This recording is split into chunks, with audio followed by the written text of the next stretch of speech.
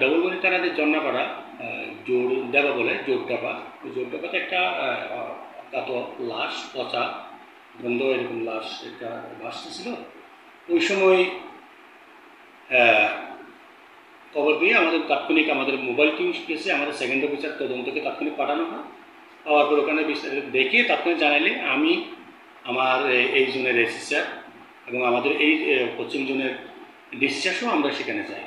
যাওয়ার পরে স্থানীয় জনগণের সহায়তায় আমরা যে ডেবা থেকে যেখানে বাসমান পানিতে ছিল সেখান থেকে লাশটা আমরা উত্তোলন করি। তো লাশটা যখন উত্তোলন করে দেখা যাচ্ছে লাশ টোটালি পচে গেছে, এটা হাড়গুলো বেরিয়ে গেছে। তো সেটা আসলে পুরুষ না মহিলা সেটাও শনাক্ত করা সম্ভব হচ্ছিল না। দেখা গেল তার গলার উপর হচ্ছে যে আমাদের যে মাথাটা আছে এটাও নাই, হাতের দুই কোণো থেকে এই দুই হাতের এই সামনের অংশ নাই, আর গোড়ালি দুটা পায়ের যে গোড়ালি থেকে নিচের অংশ নাই। তো আসলে এটার বেড়ে গেছে, হাড় বেড়ে গেছে, এটার কোনো ফিঙ্গারপ্রিন্ট নেওয়া সম্ভব হয় নাই, শনাক্ত করা সম্ভব হয় নাই, যেহেতু হাড়গুলো বেড়ে গেছে।